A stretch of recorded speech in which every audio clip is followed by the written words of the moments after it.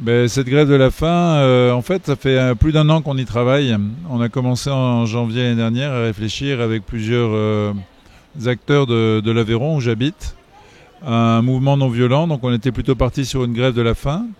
Depuis le début, j'ai l'idée de l'itinérance parce que ça me paraît important de ne pas rester seul dans son coin. Donc l'année dernière, plutôt que la grève de la faim, a été retenue par le groupe le jeûne parce que le mot grève de la faim faisait peur.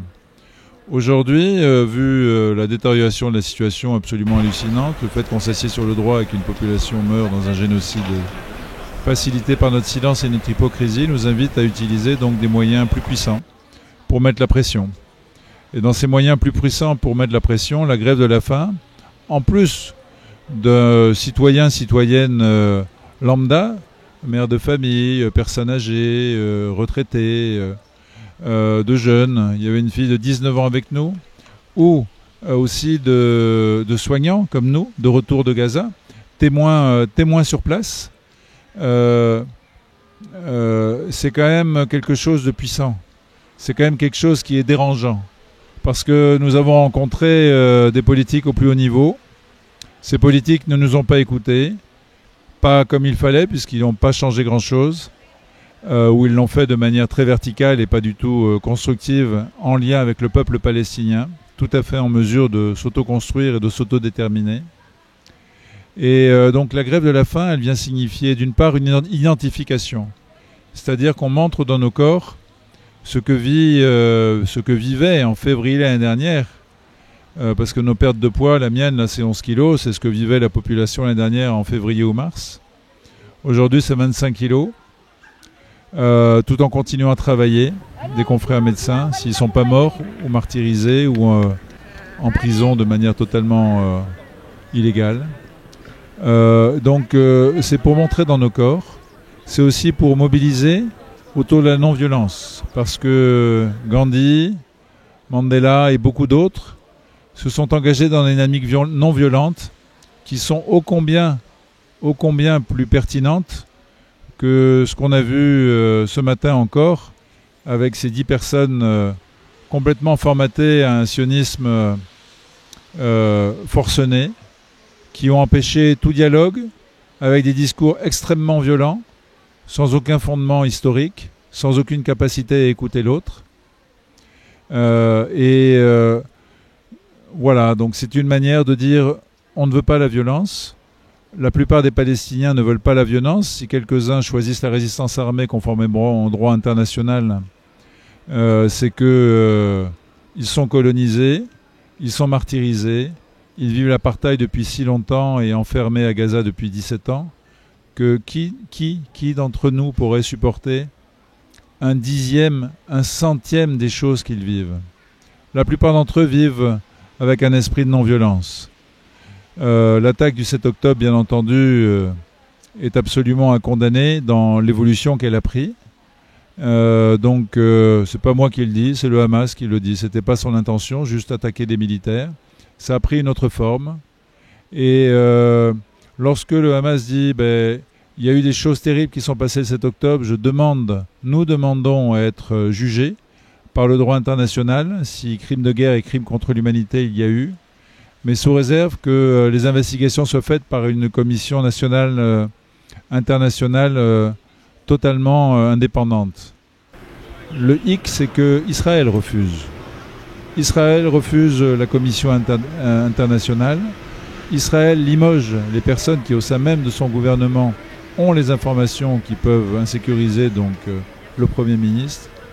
Et donc, si vous voulez, lorsque la vérité est ainsi déformée, lorsque tout événement est ainsi traité, nous n'avons pas d'autre solution qu'un engagement aussi radical que celui de la grève de la faim, pour ne pas tomber dans la violence et pour respecter les cadres que nous aimons et en écho avec notre conscience. Énoncer un discours et y être fidèle, c'est quand même la base du vivre ensemble. Donc l'extrémisme existe partout. Pour sortir de l'extrême, il faut oser rencontrer l'autre. Nous sommes tous des humains, nous avons tous des valeurs, nous avons tous les mêmes besoins, nous avons tous des traumatismes. Chacun de nos traumatismes a besoin d'être entendu. Le traumatisme, bien entendu, de la Shoah et aussi de tous les centenaires avant, bien sûr, et du 7 octobre, doit être entendu au même titre que le traumatisme de la Nakba et de toutes les répétitions qui existent depuis 1948 au quotidien dans la vie des Palestiniens. Et au même titre que le traumatisme énorme de cette culpabilité qui ronge l'Europe et qui fait que ce pays, la Palestine, est aujourd'hui un pays où vit Israël et où vivra Israël, car l'idée, bien entendu, c'est pour beaucoup de Palestiniens d'associer les deux, que de la mer au Jourdain, les droits soient égaux et que ces peuples puissent vivre, mais que ceux qui sont responsables directement de par leurs armes et surtout leurs chefs et aux ordres auxquels ils répondent soient punis. Car lorsqu'on ne respecte pas le droit, la loi doit s'appliquer et ceux qui ne respectent pas le droit doivent être punis. Qui fait la grève de la faim donc depuis avec Pascal et d'autres grévistes depuis le 31 mars, qui a commencé par Marseille. Ensuite ils sont partis sur Montpellier, Narbonne, Toulouse. Donc on est à peu près, je ne sais pas combien de Bordeaux, Nantes, Rennes, Tours, Le Mans, Tours, Clermont-Ferrand, Lyon aujourd'hui et hier, Grenoble qui va venir demain, Genève dans la foulée, avec également Besançon, Strasbourg, Paris, Lille et Bruxelles. Voilà, donc une grosse tournée. Et cette grève de la faim va continuer. C'est déjà difficile pour nos grévistes, mais qui tiennent bon grâce à cette mobilisation, à ces soutiens, et à vous qui êtes là présents aujourd'hui sur Lyon. Et qu'on espère, il ne faut pas que ça s'arrête en fait. Il ne faut pas que ça s'arrête tant que le massacre continue. Merci d'être là, bonjour, moi je suis le docteur André, j'étais en Cisjordanie donc en 2023, en avril, donc j'ai vu l'apartheid de mes propres yeux, la colonisation. J'étais à Gaza en février 2024 à l'hôpital européen Khan Younes.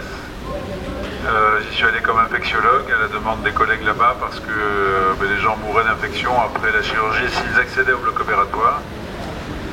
Et nous sommes là aujourd'hui parce que depuis nos retours, nous avons tout tenté.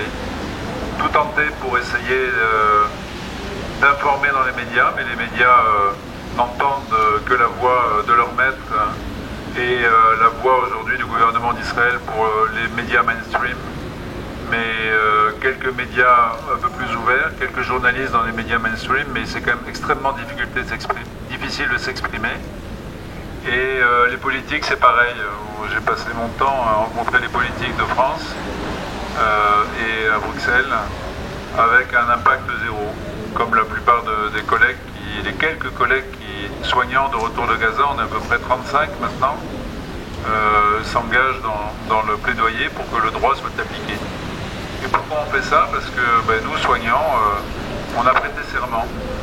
On a prêté serment pour prendre soin, pour soigner, pour panser les plaies avec un A. Mais dans notre serment, il y a aussi le fait de penser avec un E, de comprendre pourquoi la personne est malade.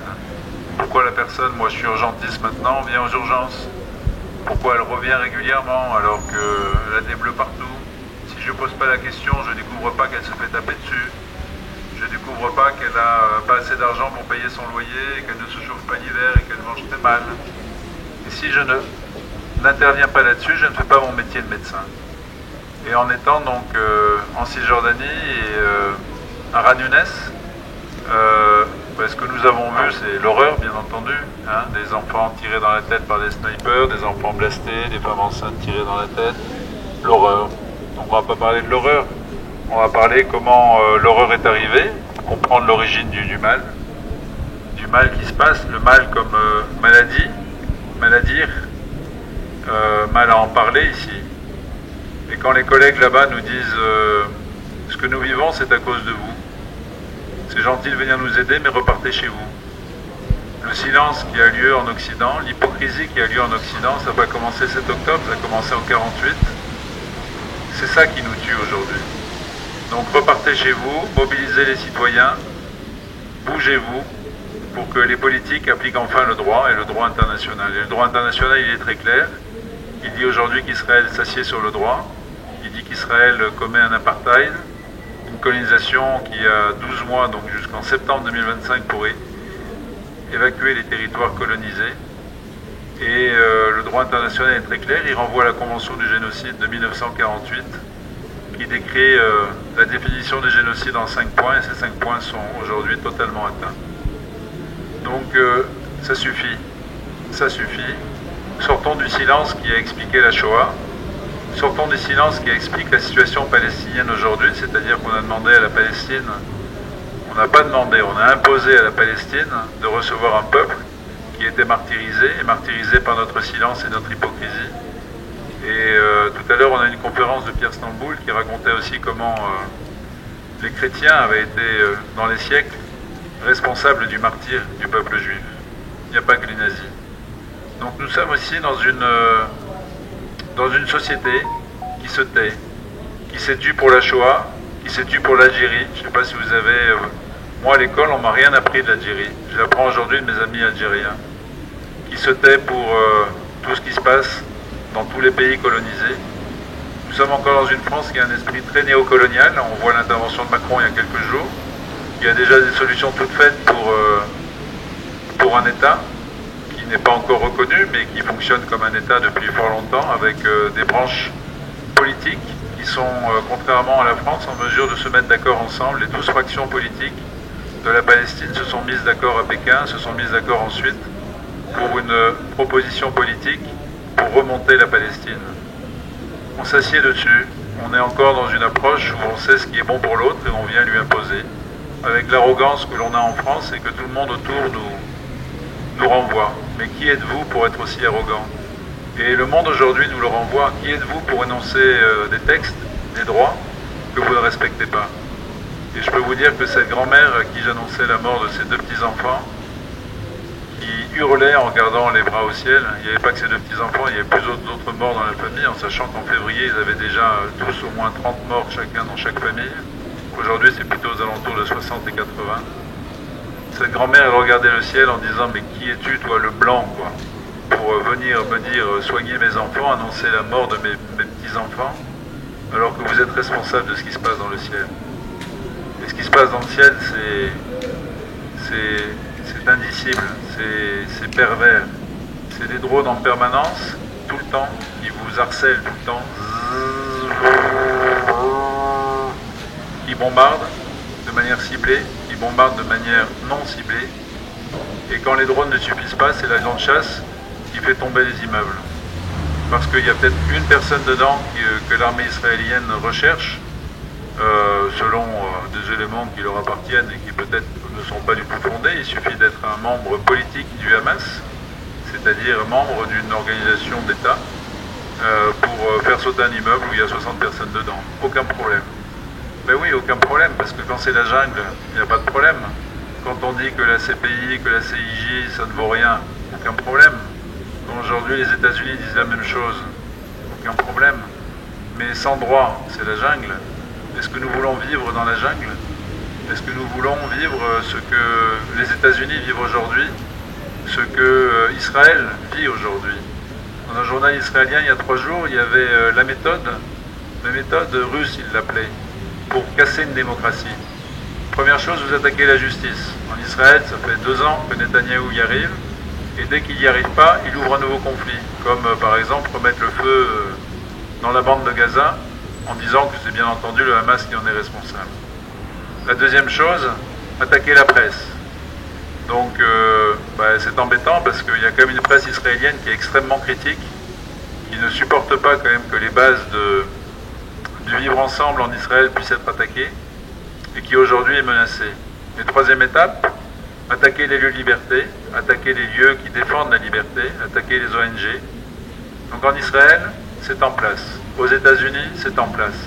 Et en France, attaquer la justice qui s'est passée dimanche il y a quelques jours, alors que lorsqu'on est puni parce qu'on a fait quelque chose qui ne correspond pas à la loi, on doit assumer. Les gens ont essayé de se mobiliser pour dire que la justice ne valait rien.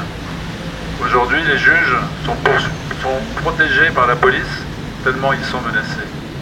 Donc en France, on peut se poser des questions. La liberté de la presse, attaquer la presse, c'est pas trop nécessaire en France, elle est achetée.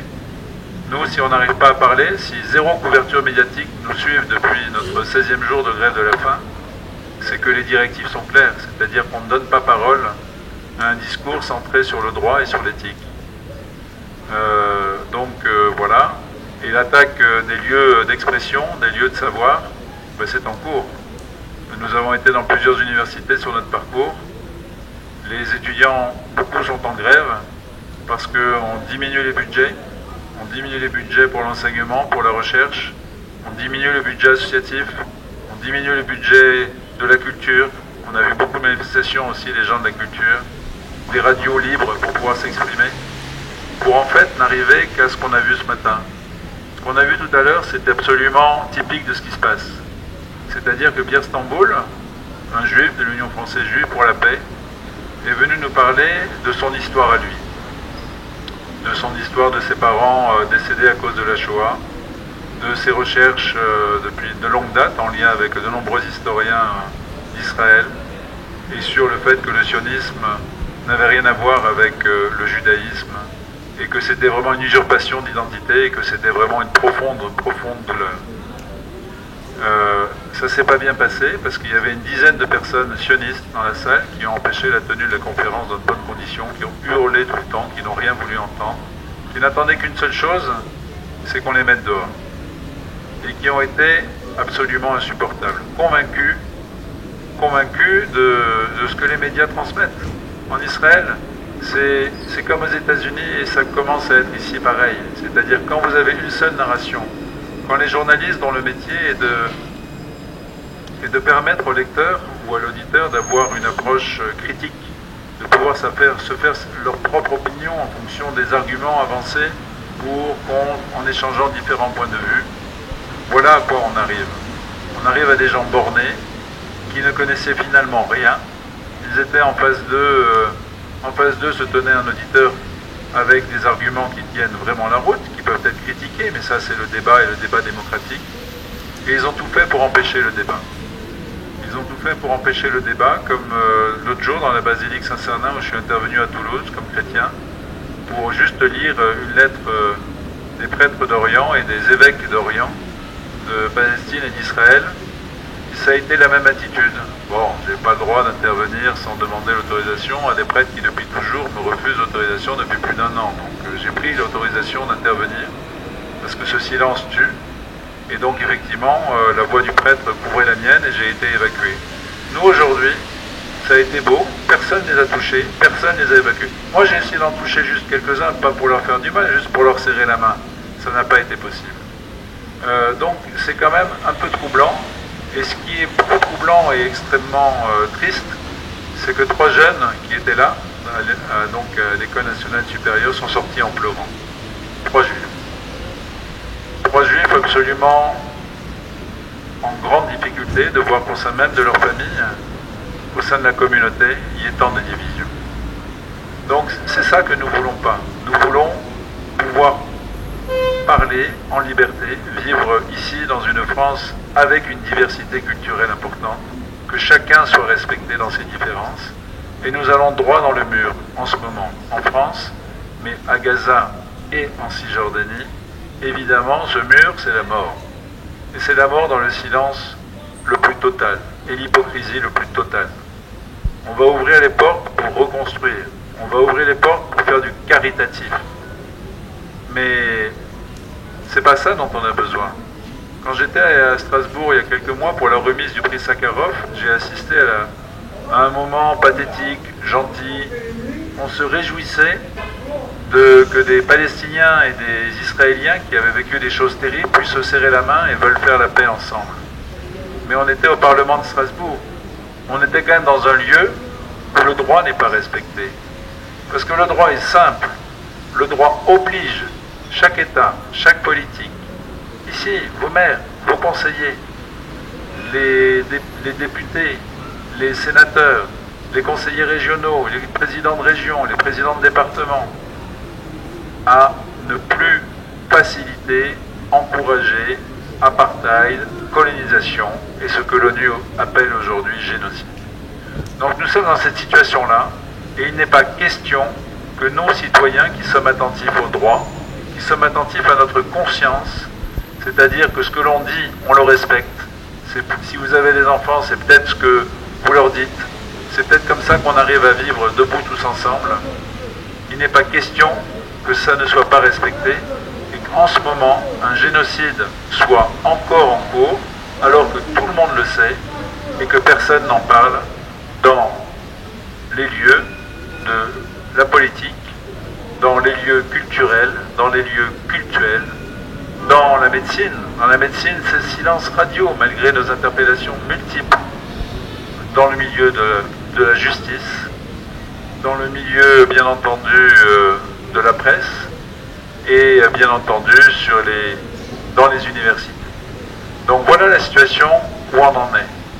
Dans les communautés, on a rencontré, et Amina va vous en parler, la communauté musulmane qui a peur parce que vous êtes ostracisés, parce qu'aujourd'hui, c'est vous les prochains, comme dit Pierre Stamboul. Et donc, c'est pas comme ça que nous aimons la France. Et donc, quand aujourd'hui, beaucoup d'étrangers qui font vivre la France, parce qu'ils sont français beaucoup plus que certains Français, disent on ne se reconnaît plus dans ce pays dont les valeurs nous ont séduits, nous ont fait venir et pour lequel nous nous battons. Il faut nous poser des questions. Et il ne faut pas probablement faire autre chose que de suivre l'exemple des Palestiniens qui ne cèdent pas à la violence, qui ne cèdent pas à la vengeance, qui ne cèdent pas à la réaction non ajustée, comme celle qu'on a vue encore tout à l'heure. Les Palestiniens, d'ici et de là-bas, nous disent « Patience, nous allons négocier, nous allons y arriver, la justice gagnera, on ne peut pas faire du mal en permanence sans que ça se retourne contre soi. »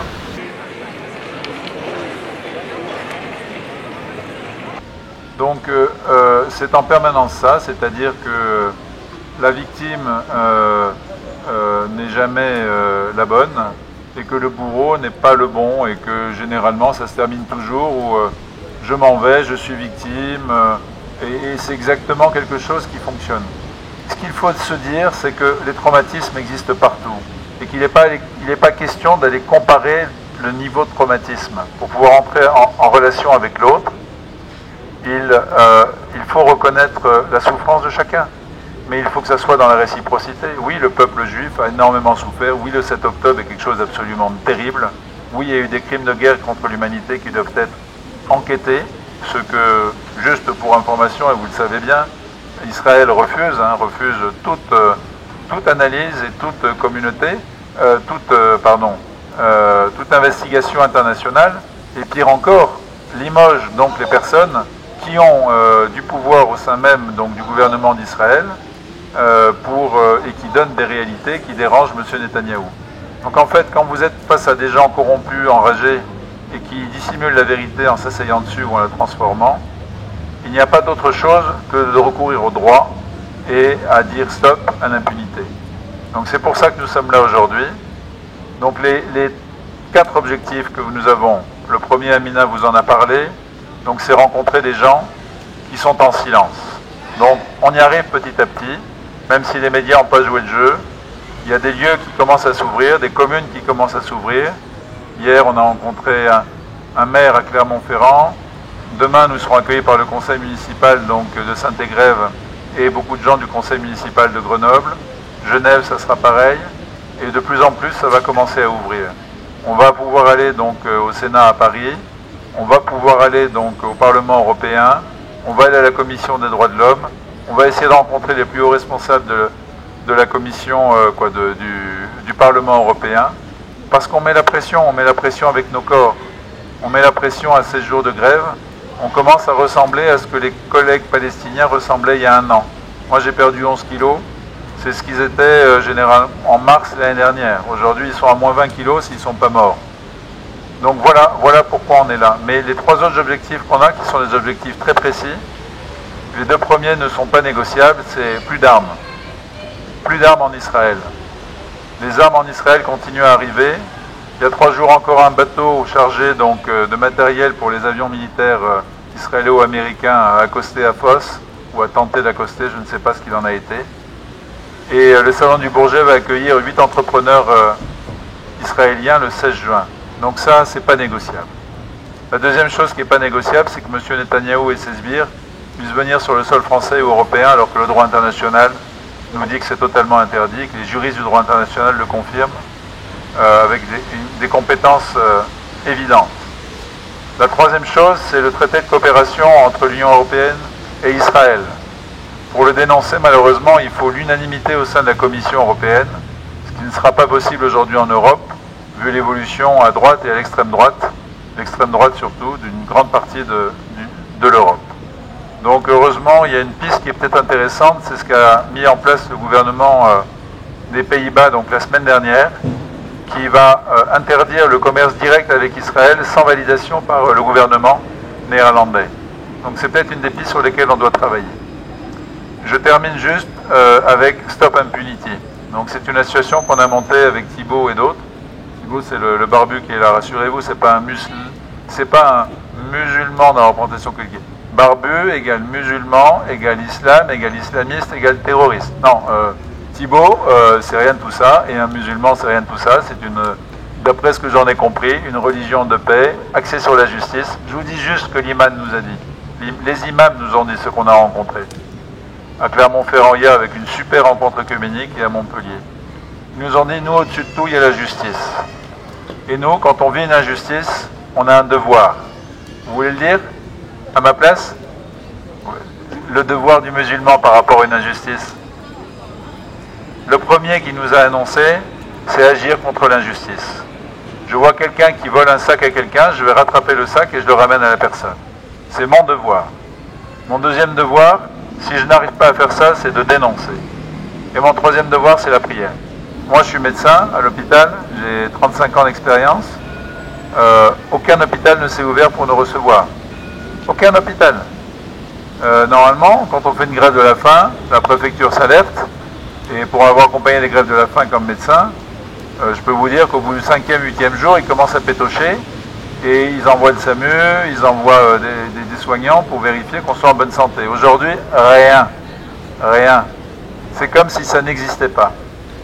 Donc ça, c'est le point sur lequel on travaille. Il y a des succès, il y en a moins. Mais en tout cas, à Bruxelles, 23-24, il y aura beaucoup de médecins qui ont été à Gaza. Il y aura beaucoup de personnes qui sont en grève de la faim et de jeûneurs.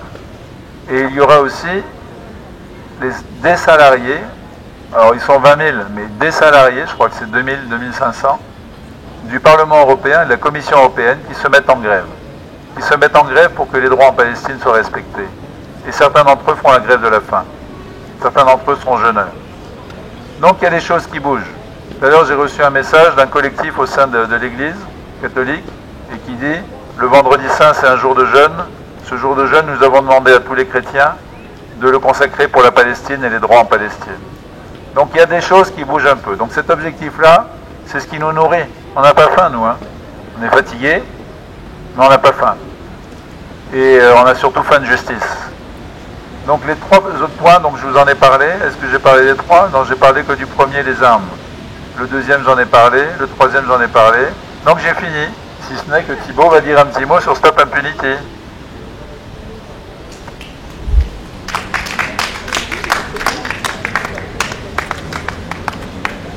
Merci Pascal, merci Amina. Oui. Donc Stop Impunité, c'est à la base un collectif de citoyens qui sont sensibilisés, qui sont attentifs aux droits et surtout à la parole médiatique. Parce qu'aujourd'hui, sur les médias, il y a une désinformation qui est terrible. Il y a des gens qui communiquent et qui ont des propos qui sont inaudibles au regard de l'éthique, de la morale et des droits humains. C'est pour ça que cette plateforme a été créée au service de tous les citoyens pour pouvoir signaler les propos. Dès que vous voyez des propos qui sont complètement aberrants et qui encouragent, facilitent ou aident génocide, apartheid, colonisation à Gaza. Et donc c'est cette plateforme qui permet de signaler ce que vous voyez sur les médias et les réseaux sociaux. Donc Stop Impunity, STOP-6, Impunity avec un Y, .org. Sur cette plateforme, tous les citoyens ont le pouvoir de signaler et d'enregistrer ces propos qui sont tenus. On est même en train de développer aussi une possibilité pour tout ce qui est silence et on va dire les attitudes au-delà juste des mots, mais des attitudes qui favorisent le génocide et apartheid des colonisations en Palestine. Et pour ça, on travaille en tant que citoyens bénévolement engagés pour faire respecter ce droit et surtout faire respecter aussi l'éthique journalistique qu'on perd chaque jour en France, encore plus. Donc vous pouvez participer, tout le monde peut participer, n'hésitez pas à communiquer et à le partager pour que tout le monde puisse y avoir accès et faire entendre sa voix en tant que citoyen au sein des médias qui sont, comme certains d'entre vous le savent probablement déjà, qui ne respectent pas l'éthique déontologique, qui font rapport par rapport à notre plateforme l'occasion de signalement à l'ARCOM, qui est l'agence qui est censée réguler justement à travers l'éthique journalistique. Et nous, ce qu'on veut, c'est permettre de visibiliser combien de Palestiniens on a vu sur les médias pour pouvoir communiquer, expliquer ce qu'ils vivent au quotidien. Et j'entends des Palestiniens qui vivent l'horreur, qui en souffrent, et qui veulent faire entendre leur voix. Combien on entend? Est-ce que vous avez une réponse? Voilà, c'est la problématique qu'on a, c'est qu'on a un discours unilatéral qui est favorisé. On essaye de communiquer, des gens essayent de communiquer dessus et de se faire entendre, mais c'est très difficile. Et à travers cette plateforme Stop Impunity, ça laisse la voix aux citoyens pour pouvoir dire non, ça on ne peut pas laisser passer dans nos médias. Voilà. Merci à tout le monde.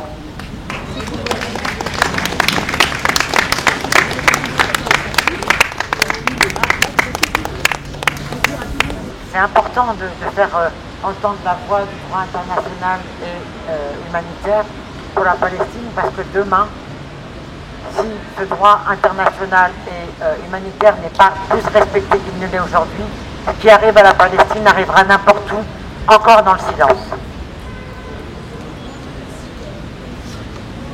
Donc concrètement, si vous voulez agir dans ce sens, visibiliser des actions, vous voyez, on a distribué des tracts avec des QR codes, etc., des stickers. N'hésitez pas à partager et en parler autour de vous. Juste une remarque de mon côté. Il y a un moment où vous avez dit que les Palestiniens choisissaient la paix. Les Palestiniens, ils choisissent pas que la paix, et je pense que c'est aussi important de le souligner, parce qu'ils choisissent aussi la résistance armée, et elle est tout à fait légitime. Malheureusement, ils et elles ont essayé de négocier pendant de nombreuses années et ça n'a pas mené à grand chose. Donc je pense que toutes les formes de résistance sont légitimes et doivent être reconnues. Voilà. Merci pour cette précision. Je parlais juste des Palestiniens qui nous disent comment nous comporter ici. C'est-à-dire ne cédez pas à la violence. Parce qu'en face, ils n'attendent que ça.